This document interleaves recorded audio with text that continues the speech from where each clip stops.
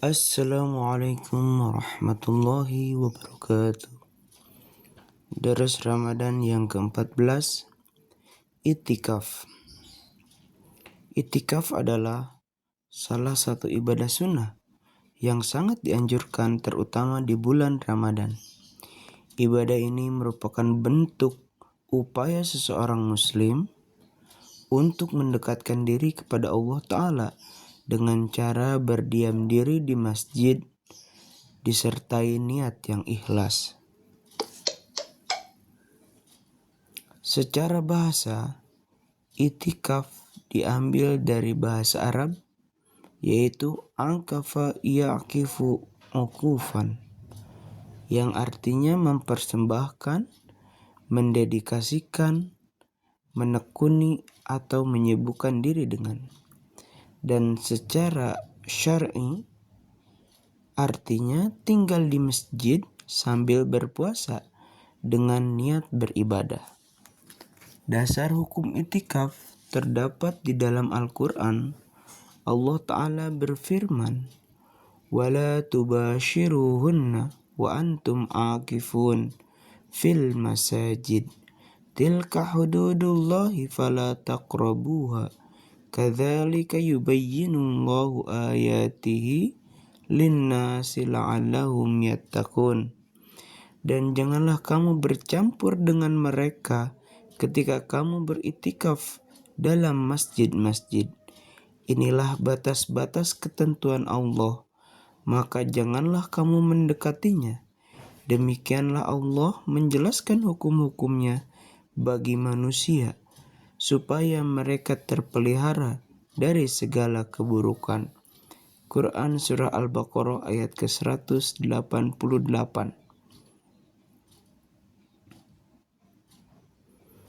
Hukum i'tikaf. Hukum asalnya adalah sunnah, tetapi menjadi wajib jika ada nazar untuk melakukan i'tikaf. Diriwayatkan bahwa Rasulullah SAW beriktikaf 10 hari pada setiap tahunnya, sedangkan pada tahun wafatnya beliau beriktikaf selama 20 hari.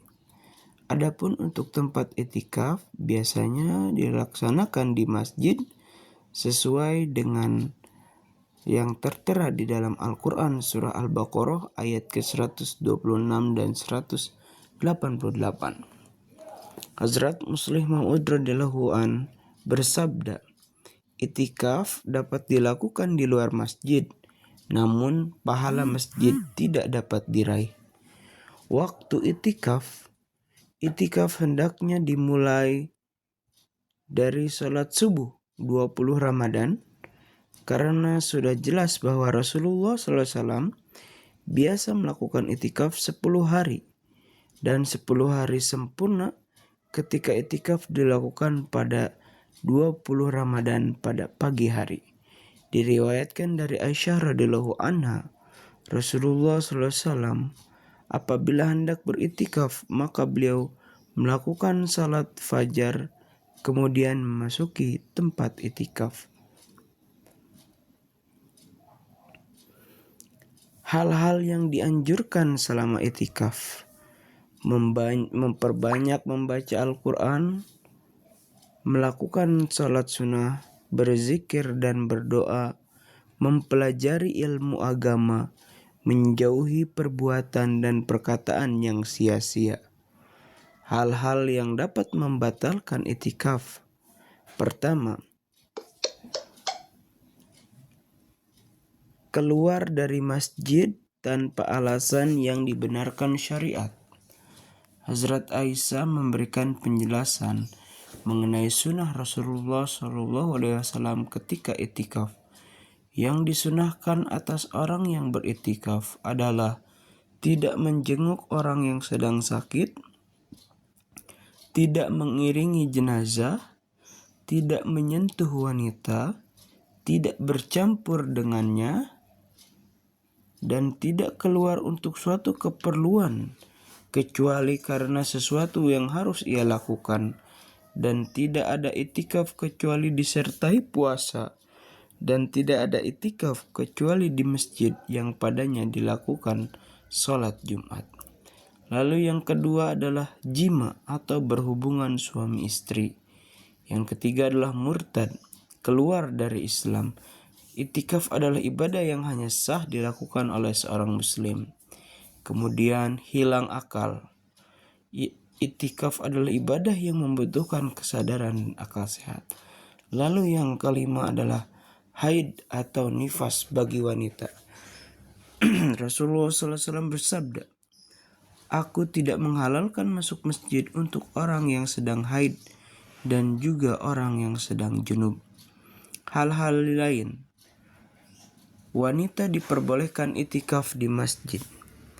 Diriwayatkan dari Aisyah radhiyallahu anha bahwa Nabi SAW beritikaf pada 10 hari yang terakhir dari Ramadan hingga wafatnya.